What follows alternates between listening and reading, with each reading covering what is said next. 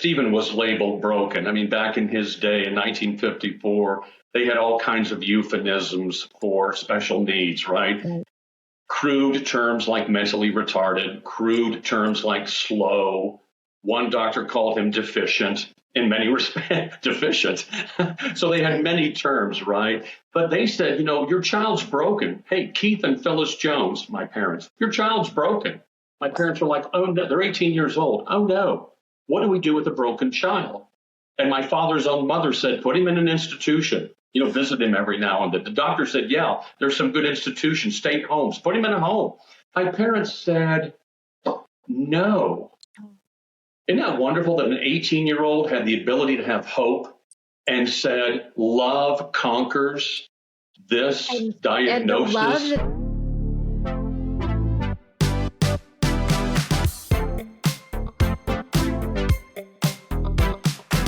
Let's take a quick moment to thank the people that support and sponsor the podcast. When life takes an unexpected turn, you deserve someone who will stand beside you. St. Louis attorney Chris Dully offers experienced one-on-one legal defense. Call 314-384-4000 or 314-DUI-HELP, or you can visit dullylawfirm.com. That's DULLE lawfirm.com for a free consultation. There are stories that don't just change how we feel, they change how we see. Welcome to Hope Comes to Visit. I'm Danielle Elliott-Smith.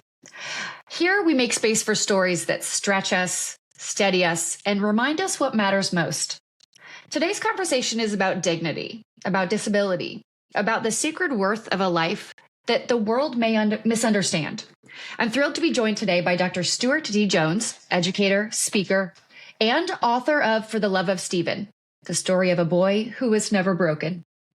After a 30-year career in higher education leadership and 10 years in Christian ministry, Stuart has devoted this season of his life to sharing the story of his brother Stephen through his new memoir. With a foreword by Temple Grandin and now housed in the Library of Congress, Stuart's memoir shares the story of his brother Stephen, and in doing so, invites us to reconsider what whole, valuable, and worthy truly mean.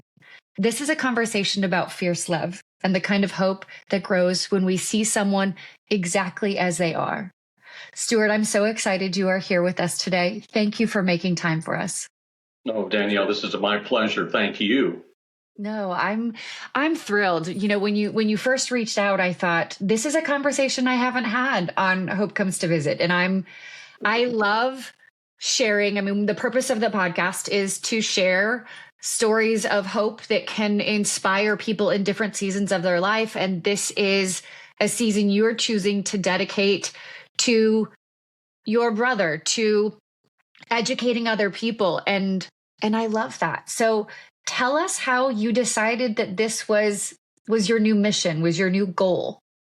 Yeah. When my brother Stephen died tragically about 20 years ago, about 5 years after that tragic death, I thought to myself, I really want to do a book about Stephen because he was born at such a unique time in the world of intellectual disabilities, at a time when special education didn't exist, resources and services were nowhere to be found. And I thought, I've got to write this story because my parents did a heroic job of having hope in the ability to give him the fullest life that they possibly could without services and resources, trying to give him a wonderful life of dignity, of inclusion, of people being able to understand everybody matters in this world, regardless of ability. So I wanted to write the book, and by golly, it finally took retirement, me now working 60 hours a week, to say, now I've got the time. Dude, you're out of excuses. You need to sit down. And I felt like there's a moving within me that I've got to write this book. So I began to do what sometimes authors crudely call word vomiting. I just started to write and write and write, and it started to come together. So that's why I wanted to. I felt like Stephen's story should be told because it is a story of hope for a lot of people, anybody who reads the book. Well, let's start here. Tell me about Stephen. Stephen was the first of our family. My parents were, as the book shares, my parents were just young and 18 years old when they had to get married. And Stephen was their first child. And in 1954, when he was born prematurely and had a myriad of problems after birth, almost died after birth, was put in what was back in the 1954, a fairly crude incubator, which also caused retinal damage for the poor baby as he grew. But he was fragile. He had a fragile life from the very start. And here's my parents, 18 years old. They barely were out of high school, didn't know how to navigate marriage or the world of work or anything. And now they have a special needs child. Then my father gets drafted into the military. Oh, wow. They've got to move halfway across the country with a special needs child. And their life just kind of becomes a myriad of challenges. Of course. And their ability to navigate that was interesting. Stephen, disability wasn't his tragedy. Disability was something he had to get the world to recognize as a reality. Disability was something he had, but the world needed to understand that he could live a full life to the best of his ability. I mean, in the 1950s and 60s, as I said, resources were scarce. Special education didn't exist. My parents tried to put him into a basic kindergarten class for what we call neurotypical children who have cognitive abilities, no problems. Stephen couldn't pass kindergarten. And it wasn't until kind of a fateful day that my parents discovered they lived near Lafayette, Indiana. And they discovered through a newspaper article that Lafayette and Purdue University were kind of on the cutting edge of theory and learning how to deal with children with special cognitive or developmental needs. And they moved to Lafayette, Indiana, and started a journey by which they wanted to see, what can we do for Stephen to allow him to learn, to allow him to develop, to grow in every way possible so that he could possibly live the fullest life. And that journey, Danielle, oh my goodness, it was fraught with triumphs and tragedies. It was fraught with successes and failures. It was fraught with an interesting journey where Stephen did develop and grow by the grace of God and by the help of champions in his life. But the story is just so compelling, and I'm so appreciative that those who've read it have said, oh my God, as you said earlier, Danielle, the people who've read it said, not only did this touch my heart, it changed the way I'm thinking from now on about those with special needs. I'm not going to marginalize them. I'm not going to exclude them. I'm not going to be afraid of them. They are people whom God has created and people who I would be blessed to get to know. And that was just all part of Stephen's journey until he was tragically killed at age 52. And then, like I said, then we come full circle where I felt like I needed to tell his story for the purposes of hope. Parents who need this kind of hope, siblings who grow up with special needs, brothers or sisters. It is a story of hope. And I want people to have hope that just because doctors and clinicians and educators label your child, diagnose your child, tell you what they can't do, there's so much they can do. There is so much possibility. And parents and siblings and everybody needs to have hope in what this human being is capable of. Does that make sense, I hope? Absolutely. What mistakes do you think people make most frequently when they, even well-meaningly, speak about or address people who are born with disabilities? I think a couple things. One is pity. Okay. Usually people respond to those with special needs, like my brother Steve. They respond in one of two ways, pity or fear. Okay.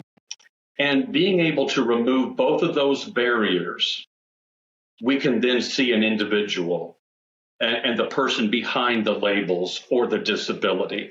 Those are the two most, I think, the two biggest barriers. I mentioned that in one of my early chapters, that it's not a judgment on my part. It's not a judgment at all, that people tend to respond to those with disability with fear and discomfort. oh gosh, I don't know what to say to them. Oh gosh, should I shake their hand? Should I say hi? They're different than me, and that makes me feel awkward and uncomfortable. Right. So the ability to get past your own barrier, your own preconceived discomfort and your notions about what disability is, and see a human being, someone you should just meet like you would anybody else. Right. So And it's something that we have to work on ourselves. Is there a good way to do that? Because you mentioned fear, right? So how can parents teach children to have traditional curiosity, to have traditional heart and hope around other children with disabilities? All they can do is just what you did. The operative word is teach them. I have a friend who's written a book about how to move beyond that barrier and how to befriend people who are different than themselves, people with disabilities, right? And parents have the role of just simply saying to their child, hey, when you see somebody different than you, make sure you understand that there's somebody that could be your friend and you want to meet them and say hi and get to know them and not be fearful. Because again, basic human instinct is, oh, I don't know what is going on there, but I'm fearful of it. The ability to then say, well, that's not going to stop me. I'm going to approach that person and get to know them anyway. That's what parents can try to teach and to make sure their children really are meeting those who are different, as we say, than their child is, and getting to know them. I guess I've seen a little bit of that, Danielle, when I substitute teach at a high school here locally. Okay. Children with different special needs are integrated now, thank goodness. Stephen was one of the first of his class to do that. But I'm really proud when I see neurotypical children befriending, being kind, and helping those who are different than them, who are neurodivergent than they are themselves. That makes me so proud. But still, there's also a lot of kids at the high school who are afraid to approach. Parents have the opportunity to teach their kids to approach, to be kind, and to treat them like anybody else. They don't want pity. None of them want pity. They want to be included. They want to be included and seen. They want to be treated like they are whole. I mean, your title says so much, recognizing that it wasn't about Stephen being broken. And I think that is such a beautiful, hopeful message, right? I mean, thank you. That when people struggle with something, rather than treating them as though they are broken, treating them as though they are whole and they have something to teach us. Yeah, that Stephen was labeled broken. I mean, back in his day in 1954, they had all kinds of euphemisms for special needs, right? Crude terms like mentally retarded, crude terms like slow. One doctor called him deficient. In many respects, deficient. So they had many terms, right? But they said, your child's broken. Hey, Keith and Phyllis Jones, my parents, your child's broken. My parents were like, oh, no, they're 18 years old. Oh, no. What do we do with a broken child? And my father's own mother said, put him in an institution, visit him every now and then. The doctor said, yeah, there's some good institutions, state homes, put him in a home. My parents said, no. Isn't that wonderful that an 18-year-old had the ability to have hope and said, love conquers this diagnosis? And the love that they had in their hearts and the parental instinct to say, oh, no, I will champion my child. Yeah, Stephen wasn't broken. What was broken, Danielle, and sometimes is still broken, is people and society's ability to see them. That's what's broken. Our inability to see them as human beings and of value and of worth. People who can work, people who can laugh, people who can tell jokes, people who can do a myriad of things, right? They just have different ways of functioning. As Temple Grandin, my friend, says, different, not less.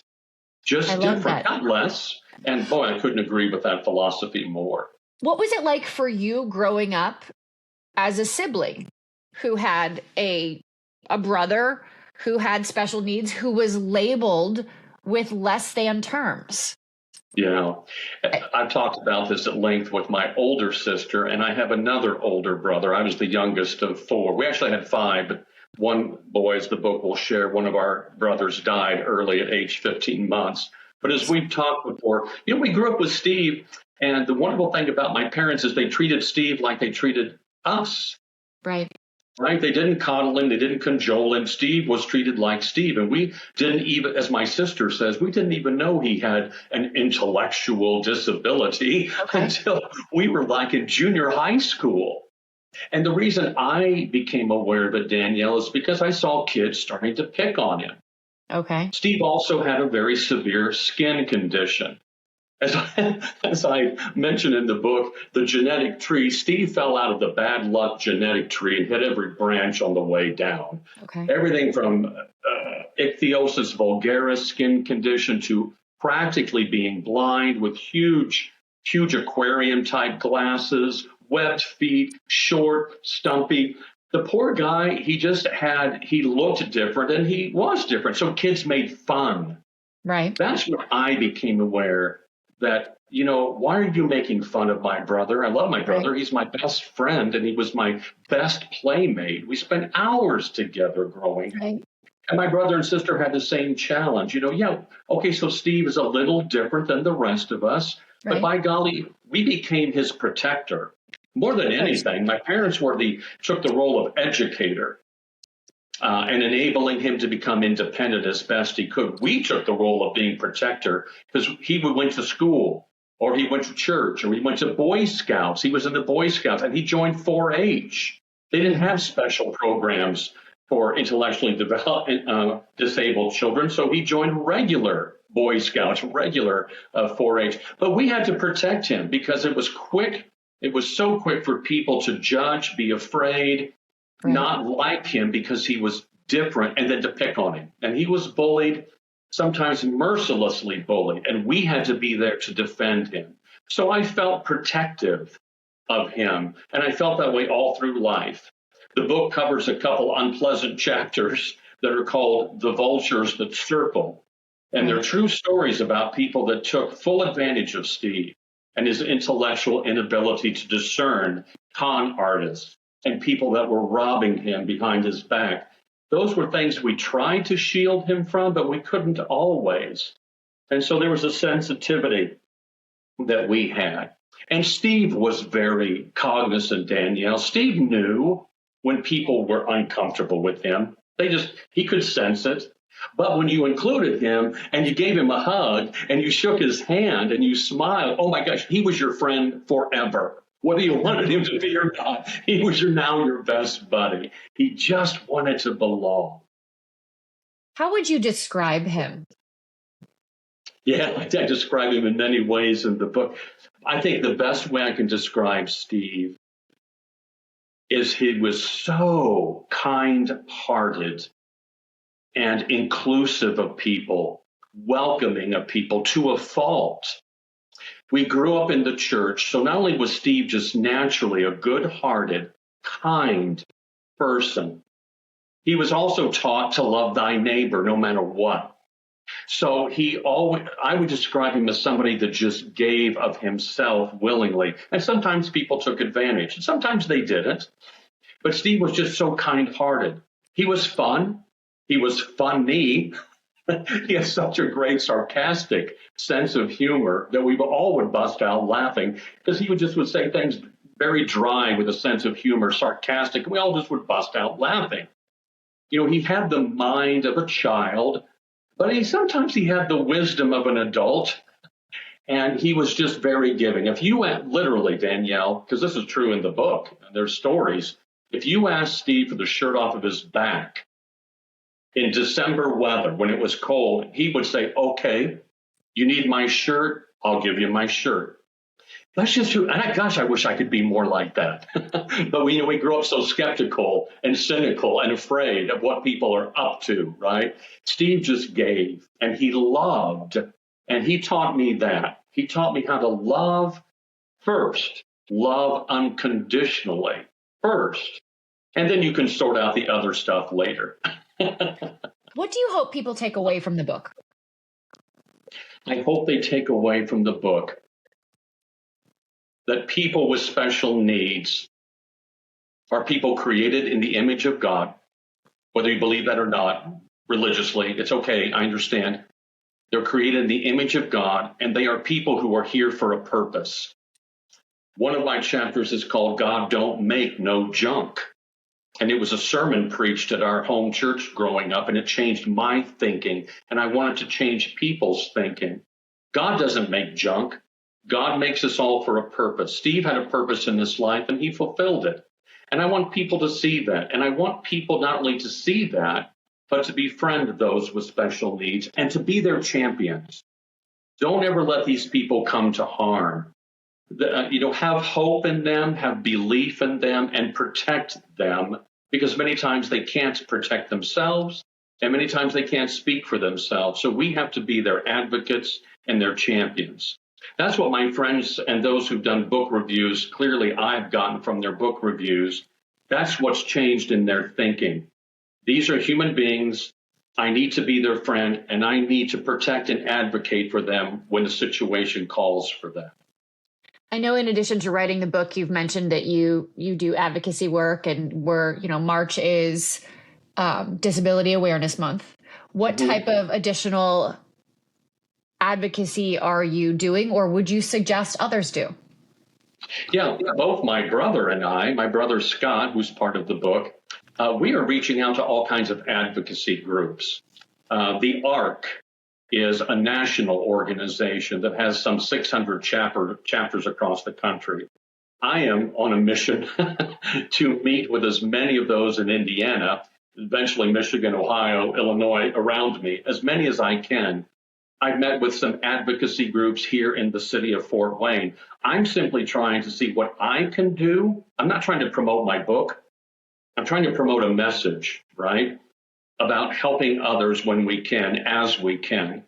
So the ARC takes up the cause of advocating for those who can't advocate for themselves, whether it's with bills being passed by the Indiana legislature, the National Congress.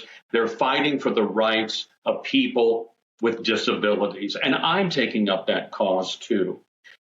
I'm doing both that, and I'm actually trying to place myself in churches as I fill pulpits because of my Christian ministry years ago. I'm also trying to teach Christians about God don't make no junk. And these people are beautiful people that you want to have as part of your life. That's the hope. I'm trying to spread, I guess, a message of hope for these individuals, working with advocacy groups and churches. So it's been a good journey so far. And I hope as long as God gives me breath, I'll just continue that journey, right? I love that. Stuart, how do you define hope? Hope is something I think we choose. Hope is something that gives us the ability to believe. Why I say we choose it is sometimes I've learned in my own life that people think hope is something that I'm waiting on hope to hit me. I'm waiting that something will happen that changes and gives me hope. My parents didn't do that. My parents realized we have to choose hope. And that's what made the difference. Hope is something sometimes you have to choose. I am going to be hopeful. I'm not going to wait for some miracle thing to hit me in the face that says, now I can be hopeful. No, I'm going to choose hope today, and I'm going to look for hope, and I'm going to pursue hope in my life and in the lives of others. So for me, hope is that wonderful feeling of faith and the ability to know there's a purpose. I need to serve that purpose. I need to assertively pursue that hopeful purpose in my life and the lives of others. Gosh, I sound like a sermon now, don't I? No, I love it. I love it. Where can people find you, and where can they find the book, For the Love of Stephen?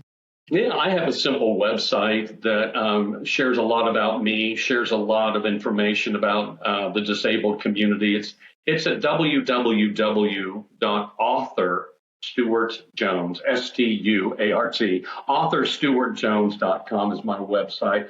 I hope people will visit. There's some inspiring poems and stories in there.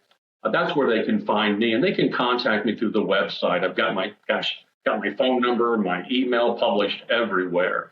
for sure. So I hope they'll find me there. The book is available. I usually promote it Amazon. Amazon's got the print, the ebook, Kindle version, the audio book that I made myself and narrated. But it's on over 50 book platforms across the world, Goodreads, Barnes & Noble. You can just Google it. You'll find it. I promise you'll find, if you look up For the Love of Stephen, you'll find the book easily. And you can find my contact information as well. Please contact me. I love getting contacts, people who have written me, told me stories, sharing their stories, and inviting me to come speak or to be a part of anything from a book club, and today an invitation to go to a library and present. I'm retired now, and I'm on a mission, so contact me. I love it. Thank you so much for spending time with me. I am thrilled for you. I think the messaging of hope is beautiful, and I am 100% sure Stephen is so proud of the work you're doing. Oh, thank you. You're going to make me cheer up, Danielle. Thank you. Thank you for your time. Thank you so much for being here. And what a gift this conversation has been. Stuart reminds us that hope isn't about fixing what we think is broken. It's about recognizing that some lives were never broken to begin with. It's about dignity, fierce love, and truly seeing each other fully. If today's episode moved you, I encourage you to seek out For the Love of Stephen. As Dr. Stuart Jones mentioned, you can find it on Amazon. And of course, go ahead and share this episode with people that you love. Thank you so much for being here. Until I get to spend time with you again, take very good care of you. Naturally, it's important to thank the people who support and sponsor the podcast. This episode is supported by Chris Dully, a trusted criminal defense attorney and friend of mine here in St. Louis, who believes in second chances and solid representation. Whether you're facing a DWI, felony, or traffic issue, Chris handles your case personally with clarity, compassion, and over 15 years of experience. When things feel uncertain, it helps to have someone steady in your corner. Call 314-384-4000 or 314-DUI-HELP, or you can visit dullylawfirm.com to schedule your free consultation.